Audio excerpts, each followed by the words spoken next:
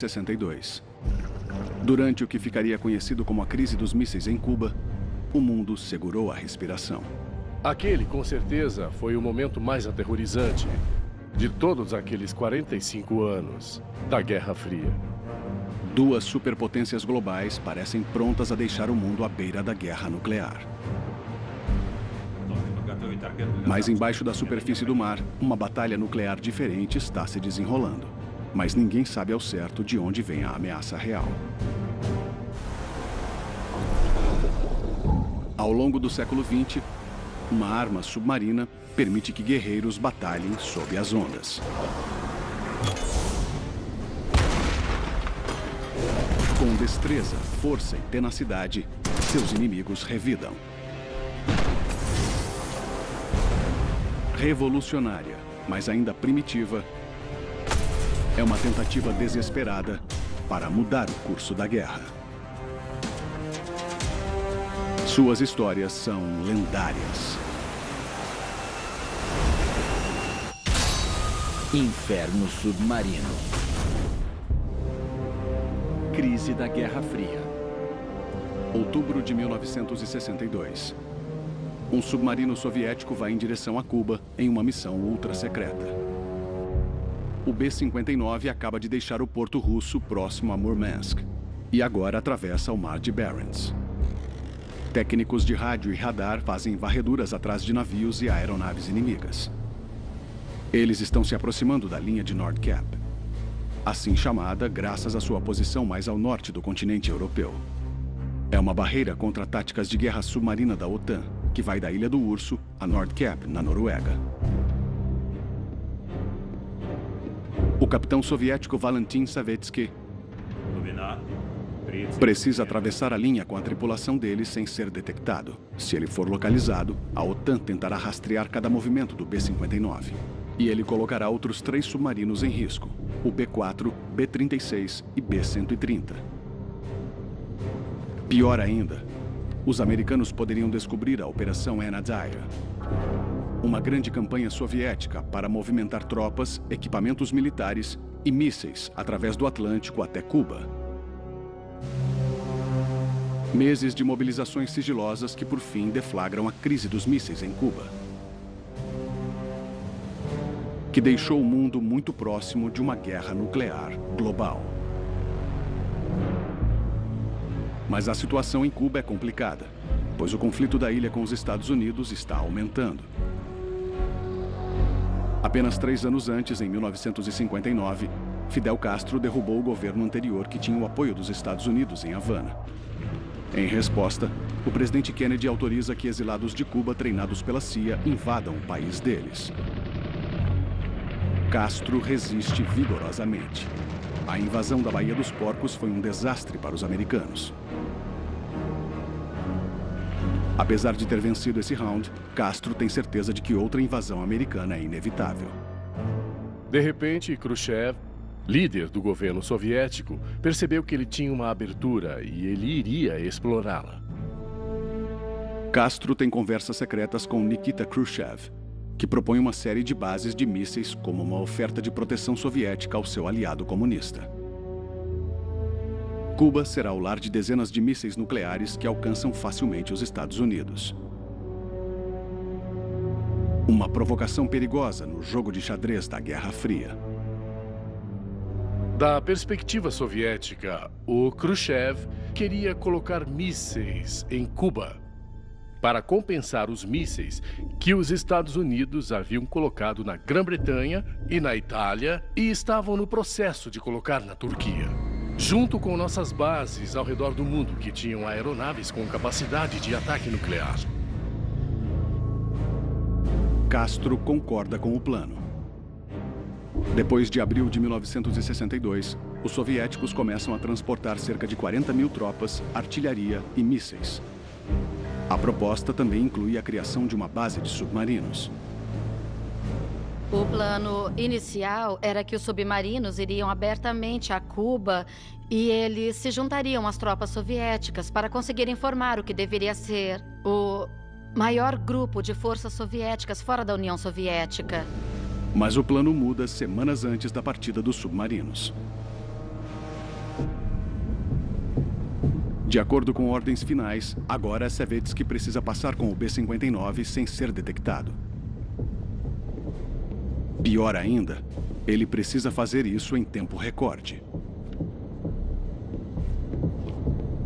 As ordens que finalmente foram dadas aos comandantes presumiam uma velocidade daquela viagem e também um sigilo da viagem, que na verdade eram praticamente incompatíveis.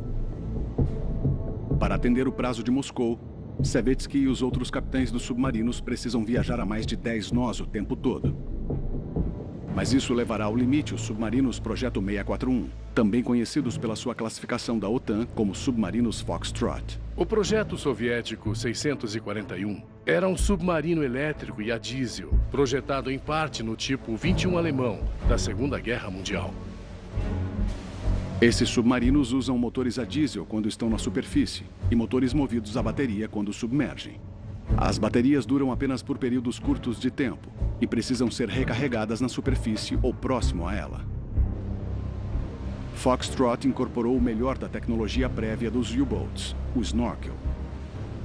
Quando as baterias que o moviam quando estava submerso começavam a baixar, você subia um tubo de respiração chamado de snorkel, que trazia ar fresco para os motores.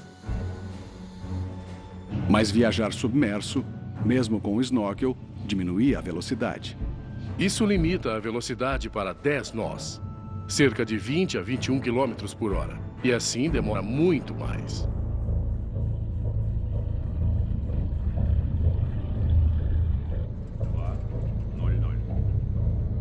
Os capitães soviéticos acreditam que forças britânicas e norueguesas detectaram submarinos. Se eles rastrearem a localização exata dos submarinos, a OTAN pode descobri-los e revelar a rota deles para Cuba.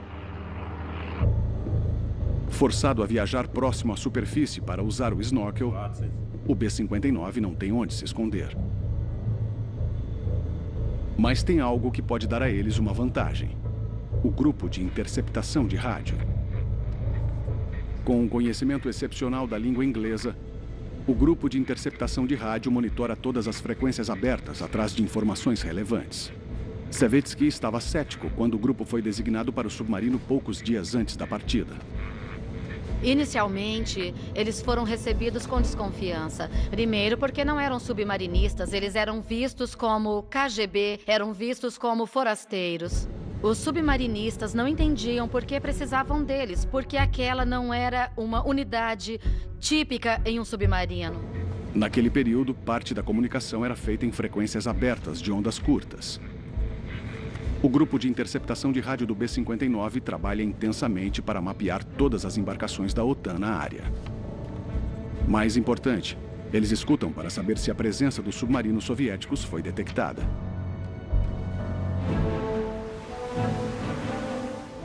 O B-59 se aproxima da linha de Nordkapp. Quando eles alcançam, não há sinais das forças da OTAN. O B-59 venceu. Os capitães soviéticos acreditam que as forças da OTAN esperavam os submarinos Foxtrot viajando a uma velocidade normal, mais lenta, sem saber dos prazos agressivos de Moscou. Todos os 4 submarinos soviéticos atravessam a linha de Nordkapp para o Mar da Noruega. Mas a linha de Nordkapp é só o primeiro desafio que eles enfrentam. Logo após passar por essa, eles precisam atravessar outra barreira da OTAN para chegar até Cuba. E Savetsky tem outra coisa para se preocupar além da OTAN. Ele está sendo vigiado dentro do seu próprio submarino. O B-59 também leva o capitão Vasily Arkhipov. Vasily Arkhipov era o chefe de equipe da brigada. E o Vasily tinha a mesma patente do Savetsky, que era o comandante do submarino.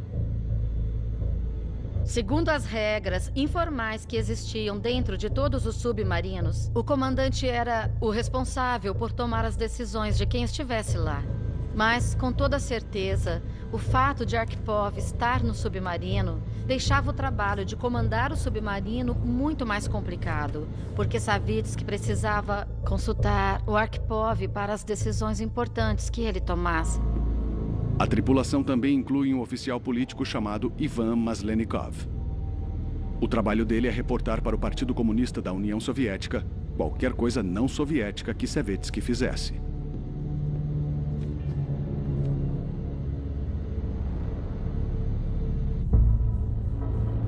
Poucos capitães soviéticos cruzaram essa distância de 8.000 quilômetros do Atlântico. Equilibrando as preocupações políticas e militares, essa missão para Cuba será o maior desafio da carreira de Savetsky.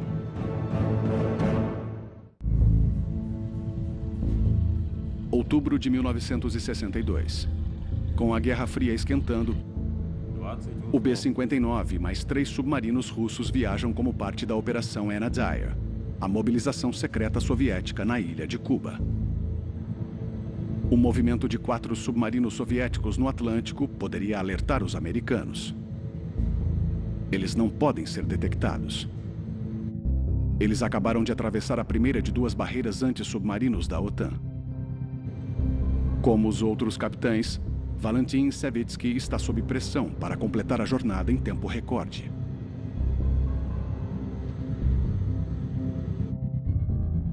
Agora, Savetsky se aproxima da segunda barreira contra táticas de guerra submarina da OTAN, o GAP, Groenlândia, Islândia, Reino Unido. As ordens são claras. Eles sabiam que tinham ordens rigorosas para não serem descobertos, para não emergirem.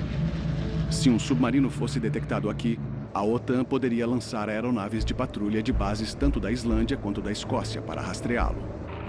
Isso aumenta as chances dos outros submarinos serem descobertos, expondo a operação e colocando em risco os planos para uma base nuclear em Cuba. Savetsky passará pelo Gap Islândia-Ilhas Faroe, ao leste. Apesar dos barcos de pesca que estão na região, ele traça uma rota na superfície para ganhar tempo. Savetsky dá a ordem e o B-59 aumenta a velocidade para 15 nós. O submarino vai em alta velocidade, costurando pelos barcos de pesca o mais discretamente possível.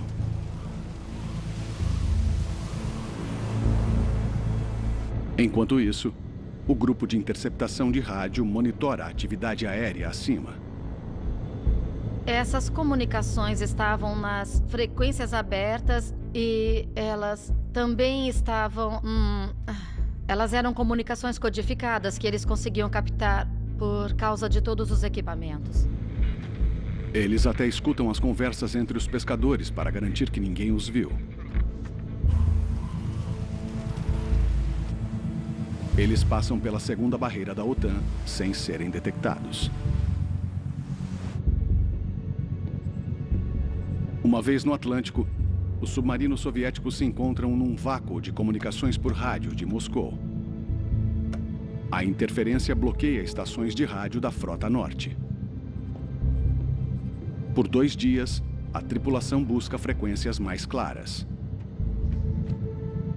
Finalmente, eles conseguem mandar e receber mensagens em algumas janelas ocasionais. Mas quanto mais longe eles ficam de casa, pior é a recepção. Isso provavelmente será um problema. Os americanos acabaram de fazer a primeira descoberta das construções soviéticas em Cuba, e é surpreendente. O reconhecimento ultra-secreto por aviões espiões U-2 demonstrou evidências fotográficas. Elas mostram claramente áreas de lançamento para mísseis nucleares de médio alcance em construção. A CIA tinha o monopólio das fotos do U-2. E eu acredito que isso tenha sido a melhor coisa que já tiveram. Os americanos estão surpresos e as informações de inteligência são incompletas. Sem o conhecimento dos Estados Unidos, os soviéticos haviam levado 134 ogivas e bombas nucleares para Cuba. A maior parte era para os mísseis balísticos que conseguiam alcançar os Estados Unidos.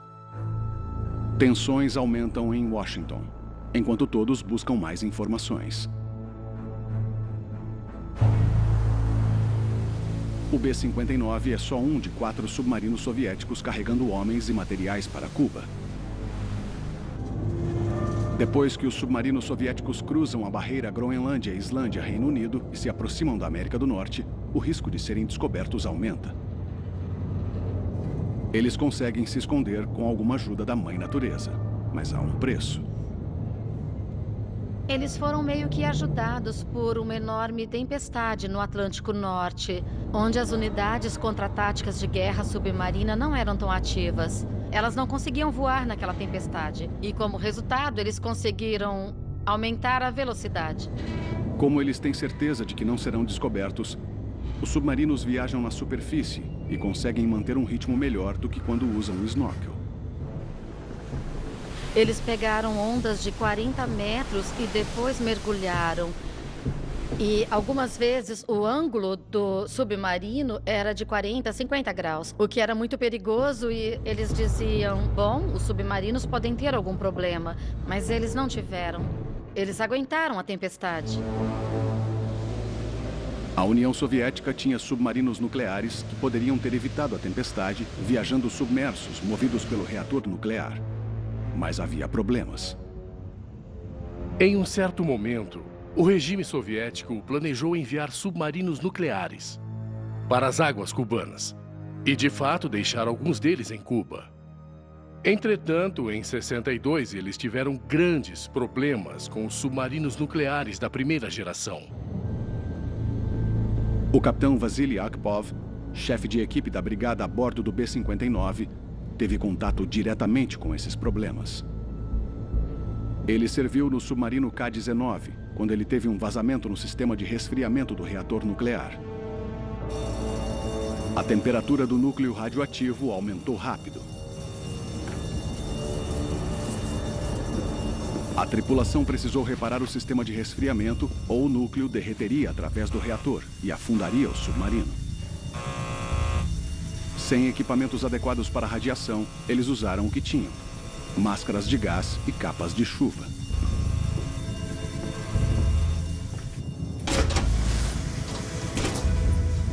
Quando a primeira equipe saiu, eles começaram a vomitar. Eles foram expostos a altos níveis de radiação.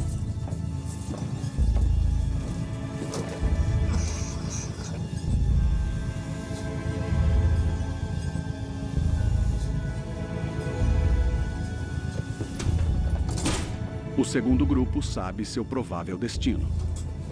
Mesmo assim, eles continuam os reparos.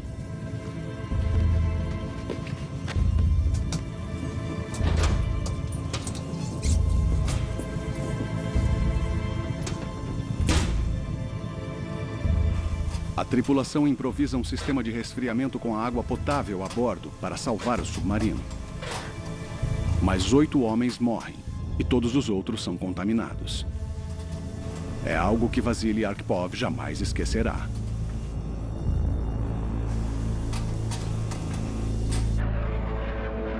Agora, em outubro de 1962, voos adicionais de reconhecimento sobre Cuba revelaram mais bases de mísseis. Em Washington, o Estado-Maior dos Estados Unidos pressiona por um ataque aéreo contra Cuba.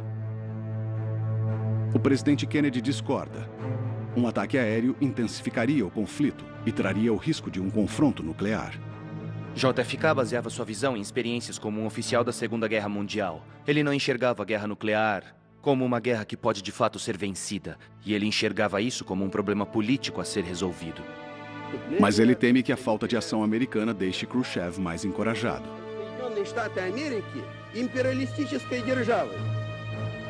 O presidente Kennedy precisará pensar nos próximos passos com muito cuidado.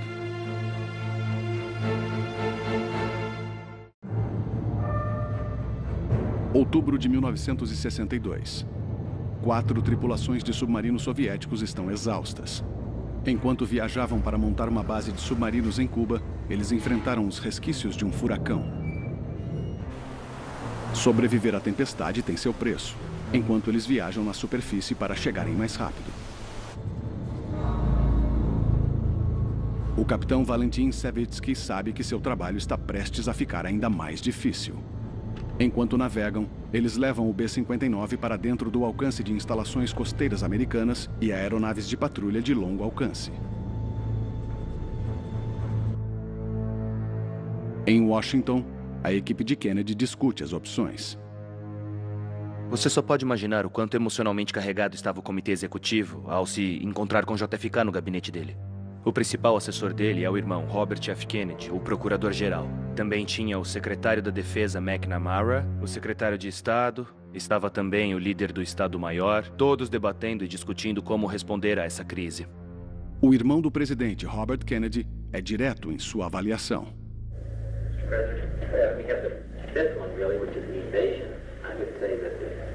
You're dropping bombs all over Cuba. You do the same. The airports, knocking out their planes, dropping it on all their missiles. You're covering most of Cuba.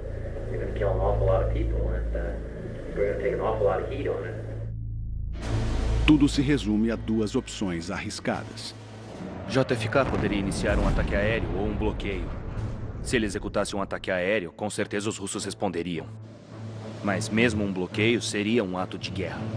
Ambas as opções podem deflagrar um confronto maior.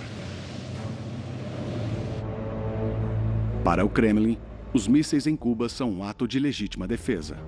Khrushchev não acreditava que ele estava começando uma guerra nuclear. Ele via o JFK como um indivíduo racional e que isso era uma resposta racional ao posicionamento de mísseis Júpiter na Turquia. Em 22 de outubro, o presidente John Kennedy faz seu famoso pronunciamento à nação. E começa com a revelação das bases de mísseis. The purpose of these bases can be none other than to provide a nuclear strike capability against the Western Hemisphere. Several of them include medium-range ballistic missiles capable of carrying a nuclear warhead for a distance of more than 1,000 nautical miles. Each of these missiles, in short, is capable of striking Washington, D.C., the Panama Canal, Cape Canaveral, Mexico City, or any other city in the southeastern part of the United States. No discurso, ele expôs as regras que os russos quebraram e deu detalhes para servir como um chamado de ação para os americanos. I have directed that the following initial steps be taken immediately. Ao invés de um bloqueio completo, Kennedy então propõe uma quarentena para entrar em vigor em 24 de outubro.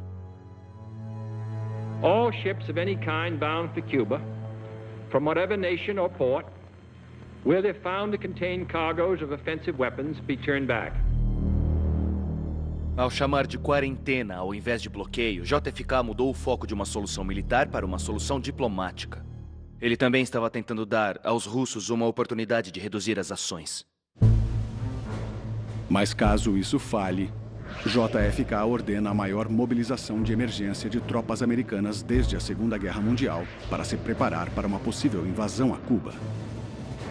O cônsul britânico em Miami a descreve como estar no sul da Inglaterra antes do dia D. Cerca de 200 navios americanos viajam para suas posições na linha de quarentena, um arco que se estende por 800 quilômetros de Cuba. Enquanto isso, 4 submarinos Foxtrot soviéticos chegam nas águas da costa sudeste dos Estados Unidos. Até agora, unidades de guerra submarinas americanas, ou unidades ASW, não se movimentaram para interceptá-los. Mas rapidamente fica claro que eles podem não ser os submarinos certos para o serviço. Os Foxtrots, construídos no fim dos anos 50, são excelentes submarinos. Mas tem um problema. Esses submarinos foram projetados para as águas do Ártico. E mesmo com o snorkel trazendo ar fresco para dentro, quando eles usavam os motores a diesel gerando calor somado ao isolamento térmico desses submarinos projetados para operar nas águas do Ártico, as condições eram miseráveis. Eles não tinham água fresca suficiente porque a missão deles era ir até Mariel e parar lá. Então a temperatura aumentava cada vez mais e chegava a 60 graus Celsius nos tanques de diesel. As pessoas desmaiavam. Eles andavam praticamente sem roupas. É nesse momento que as forças americanas finalmente detectam e respondem aos submarinos soviéticos tão próximos à sua costa. No dia seguinte ao discurso de Kennedy, um sistema secreto de monitoramento de som chamado SOSUS começa a detectar vários alvos. Submarinos emitem sons que você consegue detectar a uma enorme distância. Eles não são distorcidos pelo mar.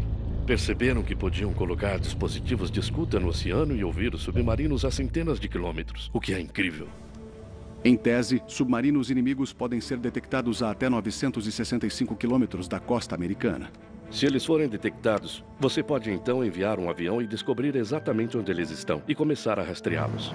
A partir de 23 de outubro, quando o SOSUS detectou os alvos, aeronaves foram enviadas para confirmação.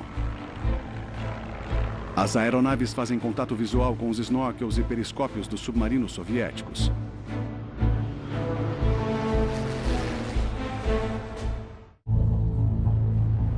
Em outubro de 1962, a inteligência americana sabe que os submarinos soviéticos representam uma ameaça real. Os 4 submarinos Foxtrot, cada um tinha 21 torpedos convencionais e armas altamente explosivas, projetadas para afundar navios de superfície ou submarinos. Mas há um fato crítico que os americanos não sabem. Antes de deixarem o porto, uma arma especial foi adicionada ao arsenal dos submarinos soviéticos. Além disso, cada um dos 4 submarinos tinha um torpedo nuclear. Com 10 quilotons de explosivos, estamos falando de algo maior que a metade do poder explosivo usado contra Hiroshima ou Nagasaki.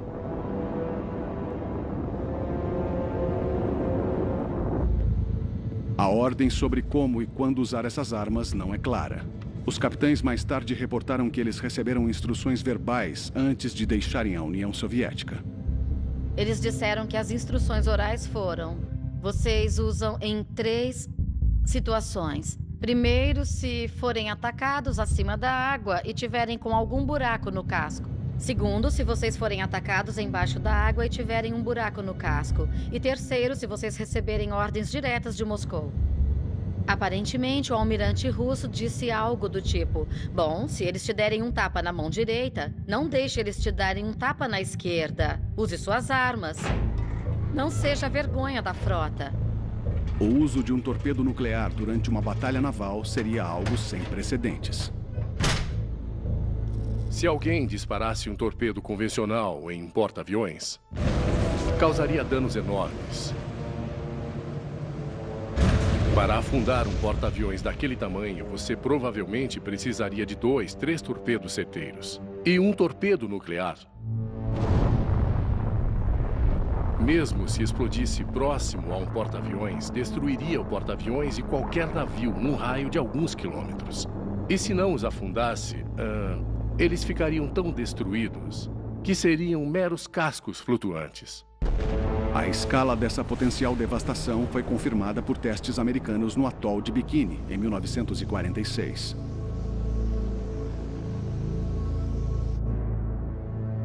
Depois de Kennedy anunciar seu plano de quarentena, Moscou ordena que os submarinos soviéticos recuem para uma área chamada Mar dos Sargassos, para esperar por novas ordens. Os capitães recebem poucas informações adicionais do Kremlin. Mais uma vez, o grupo de interceptação de rádio do submarino prova seu valor. Eles reúnem informações de transmissões abertas e escutam a rádio americana e a TV. As tripulações dos submarinos soviéticos ficaram no escuro sobre a natureza das operações soviéticas em Cuba. Pela primeira vez, eles ficam sabendo o que o resto do mundo já sabe. Foi através dessa unidade que os comandantes souberam do fato de que a União Soviética instalou armas nucleares em Cuba. Eles não tinham ideia disso. A tripulação também descobre a ameaça de Kennedy de parar e revistar qualquer navio que chegasse à linha de quarentena. Mas eles não têm ideia de como a União Soviética pretende responder a isso. Em 24 de outubro, a Casa Branca monitora 2 navios soviéticos que estão próximos da linha de quarentena. Enquanto a administração aguarda, fontes de inteligência revelam a presença de submarinos soviéticos na região. Na década de 60, As ameaças representadas por submarinos inimigos eram as mesmas da Segunda Guerra Mundial. O maior problema dos submarinos é que eles atacavam seus navios. Quando a Casa Branca descobre que havia pelo menos um e talvez 2 submarinos próximos à linha de quarentena, as discussões aumentam.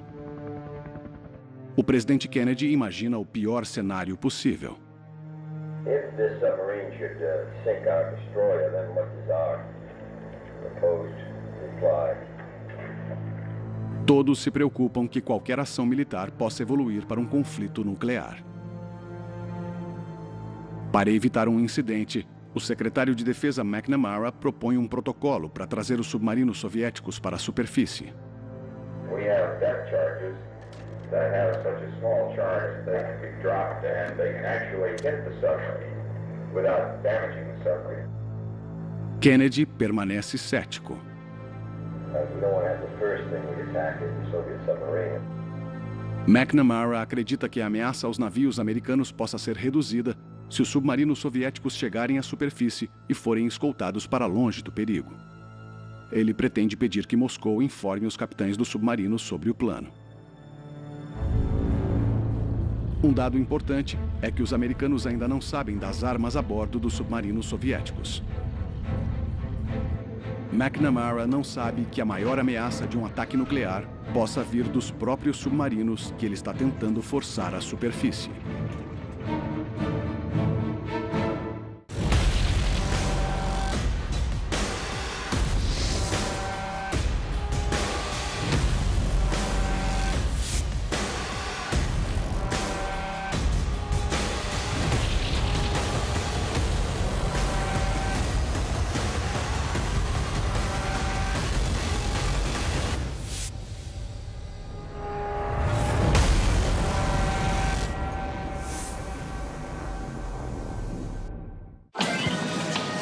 Bagagem pra despachar? Não, tô só com a minha mochila. Certeza? Parece pesada. Pesada é tua mãe, minha filha. Shhh. Falei pra você comprar passagem. Falou alguma coisa? Não, nada. Quer que te despache? Obrigado. Quer economizar de verdade? Na Max Milhas, as passagens são emitidas por milhas, mas você paga em dinheiro. Com máxima segurança, máxima economia. Max Milhas, você merece voar. Durante muito tempo, nós sabíamos mais sobre a superfície da Lua do que sobre o fundo dos oceanos. Mas esse dado pode estar prestes a mudar. Segredos do Fundo do Mar. Novo episódio terça, 11h15 da noite, no National Geographic. Atingir a perfeição é uma coisa, permanecer com ela é outra. É por isso que eu tomo Pharmaton Complex, multivitamínico com complexo B, que auxilia no metabolismo energético. Ele me ajuda a seguir em frente. Novo Pharmaton Complex. Minhas peças são inspiradas por viagens e estou sempre buscando meu próximo voo. Eu uso Kayak para pesquisar centenas de sites e sempre encontro a melhor passagem. Muita gente fala em relacionamento, confiança, resultados. Mas o Itaú BBA busca mais do que isso nas suas relações. O Itaú BBA busca valores para dividir. Valores que aparecem nas atitudes, nas escolhas. E palavras como relacionamento, confiança e resultados ganham outro significado. E fica difícil perceber onde começa o cliente e onde termina o banco. Itaú BBA. Valores que geram valor. Apresentamos nós, o pessoal que trabalha no Booking.com, o maior site de acomodações do mundo. A gente também usa mapas, se joga, faz maluquice, se molha, cansa e sente muita fome. Igualzinho a você. E aí, como podemos te ajudar? Comida é mais do que uma necessidade. É parte da nossa cultura. É como nos expressamos. É até um jeito de demonstrar amor. Mas se a comida é tão importante, por que desperdiçamos tanto? Wasted, com Anthony Bourdain. Sábado, 9 da noite, no National Geographic. Em outubro de 1962, o presidente Kennedy impõe uma quarentena ao redor de Cuba para prevenir a chegada de mais armas nucleares na ilha. Quase 200 navios da Marinha Americana foram mobilizados e se preparam para impedir qualquer navio que se aproxime de Cuba. A Marinha monitora duas embarcações em particular, o Yuri Gagarin e o Kimovsky. Todos estão preocupados. Se os navios soviéticos se recusarem a parar e forem revistados na linha de quarentena, a guerra será inevitável. Em 24 de outubro, após dias de tensão, a Casa Branca descobre que Yuri Gagarin e Kimovsky reverteram sua rota para a União Soviética. O alívio é imediato. Mas ainda há um problema. Embora Khrushchev tenha ordenado o retorno dos navios, os submarinos ainda estão na área e são uma ameaça. Os 4 submarinos soviéticos começaram a recuar para uma área chamada de Mar dos Sargassos e aguardam ordens de Moscou.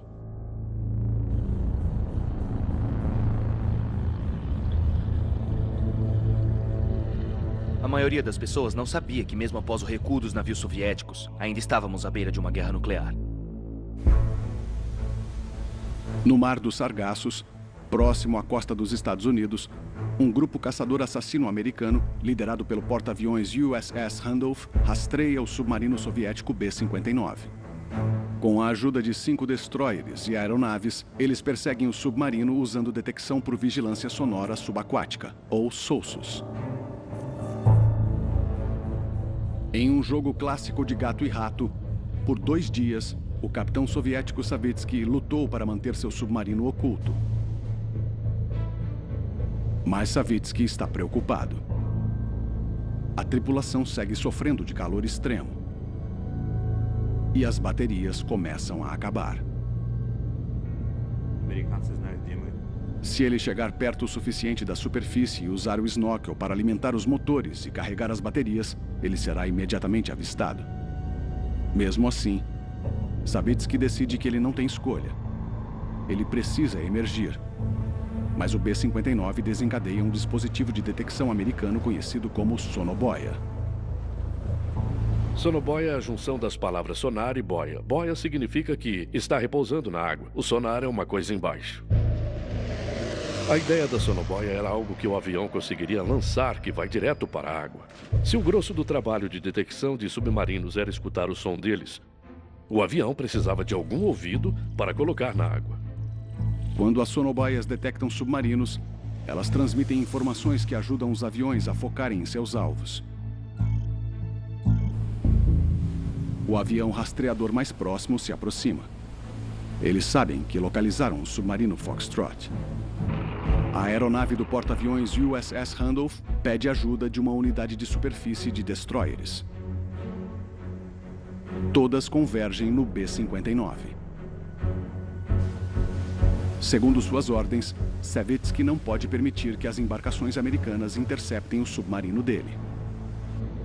Se aproveitando de sua velocidade na superfície, ele segue para o norte, para se esconder em uma tempestade. Mas antes dele chegar lá, ele é avistado por um avião rastreador.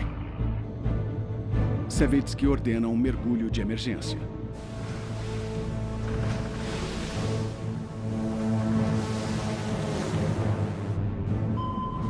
Os destroyers continuam se aproximando, usando os sonares ativos para localizar o submarino com pings. Conforme o plano do secretário de Defesa McNamara, os navios começam a soltar bombas de profundidade de treinamento para sinalizar ao submarino que vem à superfície. A intenção dessas bombas de profundidade de treinamento é alertar, não danificar o submarino. McNamara havia notificado os soviéticos, através dos canais diplomáticos, do seu plano de emergir, mas a notícia não havia chegado aos capitães dos submarinos. Nas profundezas, Savitsky sabe que há várias embarcações americanas acima. E o B-59 não teve tempo suficiente para recarregar as baterias, e elas estão acabando. Savitsky quebra a cabeça no calor insuportável para decidir o próximo passo quando as explosões começam.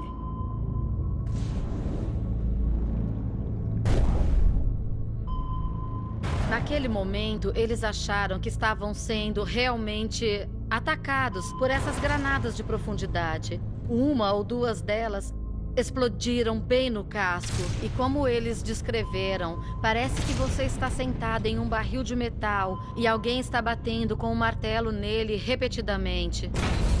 A combinação de pings de sonar e explosões seria o maior medo de um capitão de submarino. A ironia desse plano é que esses eram exatamente os mesmos sistemas usados para atacar um submarino. Savetsky está convencido de que a guerra começou e que um confronto nuclear pode ser iminente. Ele precisa estar pronto para contra-atacar com os torpedos. Ele ordena que o oficial responsável pelo torpedo nuclear prepare a arma especial. Você estava num calor insuportável, sem nenhuma comunicação com Moscou, porque você não podia vir à superfície para se comunicar. E você não tinha nenhuma informação de interceptações de rádio. E, ao mesmo tempo, você estava sendo atingido. Com as baterias quase no fim, Savetsky mais uma vez não tem escolha a não ser vir à superfície, ou poderia perder o submarino. Acreditando que está sob ataque, e para equilibrar o jogo, ele poderia disparar o torpedo nuclear. E fazendo isso, desencadearia a Primeira Guerra Mundial Nuclear. –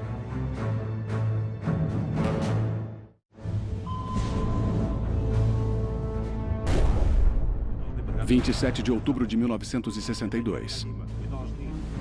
O submarino soviético B-59 foi forçado a emergir por destroyers americanos e pelo porta-aviões USS Randolph.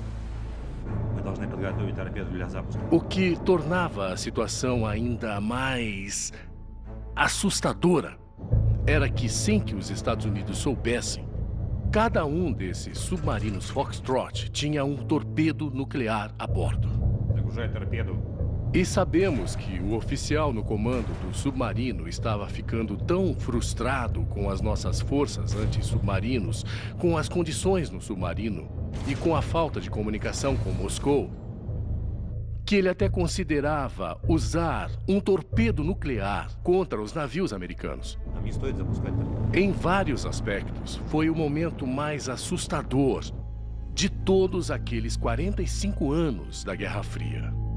O capitão do submarino, Valentin Savetsky, o oficial político a bordo e o chefe de equipe da brigada, Vassily Arkhipov, precisam todos concordar em disparar o torpedo. O oficial político concorda, mas Arkhipov hesita.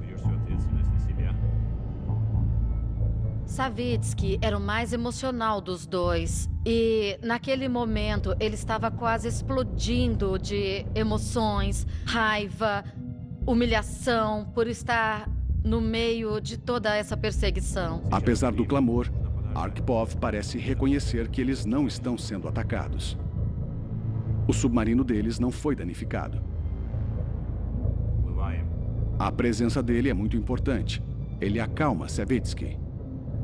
Eu acho que a presença dele ao lado de Savetsky, naquele momento, ajudou muito. Talvez Savetsky fosse acabar chegando na mesma conclusão quando ele olhasse ao seu redor. Mas vai saber. O submarino está cercado de navios. Holofotes o iluminam na escuridão. Na superfície, Savetsky vê o navio americano sinalizando. Ele manda o oficial responder, identificando seu submarino soviético e pedindo para as forças americanas pararem suas ações provocativas. Ao se dar conta de que não havia ameaça imediata, Savetsky aproveita a oportunidade para recarregar as baterias. Quando elas estão completamente carregadas, Savetsky submerge e foge dos destroyers. Mas os outros 3 submarinos ainda estão à solta.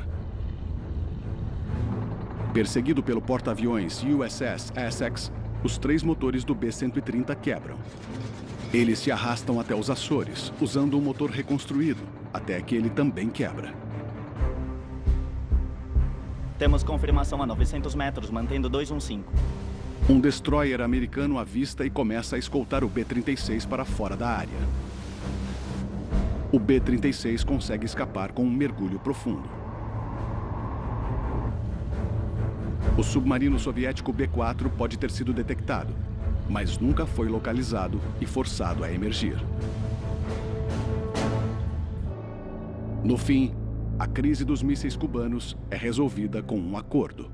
Khrushchev concorda em remover seus mísseis de Cuba. Mas as palavras duras de JFK escondem as suas concessões. parecia que havíamos vencido, porque escondemos o fato de que houve um acordo. O acordo real era que removeríamos os mísseis da Itália e da Turquia. Assim sendo, Khrushchev eliminou a ameaça imediata que o incomodava. Na época, os americanos não sabiam o quanto chegaram perto de um conflito nuclear. Décadas depois, os americanos ficaram sabendo das armas nucleares a bordo dos submarinos soviéticos. Foi muito perigoso, mais perigoso do que nós imaginamos. Não que o Kennedy, o Khrushchev e o Castro fossem lunáticos, mas por causa desses acontecimentos que eles não podiam controlar. Geralmente, em momentos de tensão, muitos equipamentos com problemas e também falta de informação, as pessoas podem agir de forma racional, segundo as circunstâncias delas, levando a desfechos completamente irracionais e trágicos. Todos os submarinos soviéticos voltam à União Soviética em dezembro. A missão deles foi considerada um fracasso. Ao invés de heróis que evitaram uma guerra nuclear, alguns achavam que os capitães deveriam ter usado os torpedos nucleares. De acordo com todos os comandantes com quem conversei, o que importa é que eles violaram as ordens. Então eles estavam voltando e as pessoas diziam para eles: mas que vergonha! Vocês violaram as ordens. Vocês humilharam a frota. A recepção não foi nem um pouco amigável. Os submarinos soviéticos confirmaram os riscos reais apresentados apenas pela presença de armas nucleares. O perigo de um mal-entendido ou mesmo de um erro. A história do B-59 revela as vulnerabilidades humanas que poderiam nos deixar à beira da guerra. Versão brasileira Dubbing Company Campinas.